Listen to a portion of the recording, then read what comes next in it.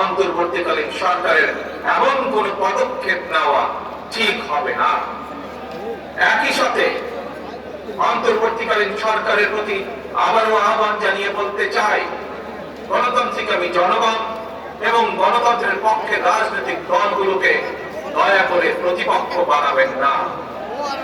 যদি আপনাদের কেউ রাষ্ট্র পরিচালনায় থাকতে চায়, তাহলে সরকার থেকে পদত্যাগ করে জনগণের কাতারে আসুন, নির্বাচন করুন।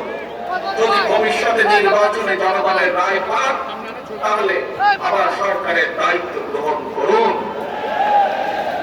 প্রিয় তরুণ প্রজন্মের ভাই বোনেরা, গত 1.5 দশকে ভোটার তালিকায় প্রায় 3.5 কোটি ভোটার সংযুক্ত হয়েছেন, নতুন ভোটার সংযুক্ত হয়েছেন।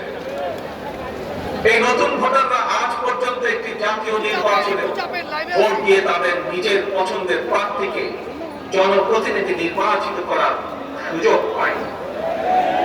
অতীত পরাজিত পলাতক স্বৈরাচারের কাছে মানুষের অধিকার প্রতিষ্ঠা কিংবা নির্বাচন কোনো গুরুত্বপূর্ণ কিছু ছিল না।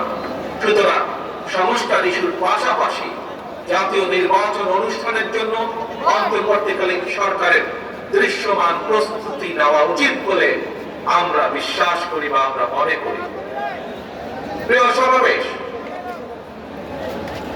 অতীতে বিভিন্ন সময় এই বাংলাদেশে তত্ত্বাবধায়ক সরকার নিরপেক্ষ নির্বাচন অনুষ্ঠিত করেছে এবং প্রত্যেকটি ক্ষেত্রে আমরা দেখেছি তত্ত্বাবধায়ক সরকার 3 মাসের মধ্যেই সফলভাবে জাতীয় নির্বাচন অনুষ্ঠান সম্পন্ন করেছে। সুতরাং অতীতে বাংলাদেশে রেকর্ড রয়েছে 3 মাসের মধ্যে জাতীয় নির্বাচন অনুষ্ঠিত করা সম্ভব। কিন্তু আজ আমরা দেখছি 10 মাস পার হয়ে গেল, অন্তর্বর্তীকালীন সরকার নির্বাচনের দিনক্ষণ ঘোষণা করছে না। আমরা ফ্যাসিবাদ মুক্ত বাংলাদেশে জনগণের সরাসরি ভোটে জনগণের কাছে জবাবদিহিমূলক, জনগণের কাছে দায়বদ্ধ একটি সরকার দ্রুত দেখতে চায়। অন্তর্বর্তীকালীন সরকারের প্রতি আহ্বান, আগামী ডিসেম্বরের মধ্যে জাতীয় নির্বাচন অনুষ্ঠিত হতে হবে। আবারও আমরা বলতে চাই, আগামী ডিসেম্বরের মধ্যেও জাতীয় নির্বাচন অনুষ্ঠিত হবে। নতুন প্রজন্মের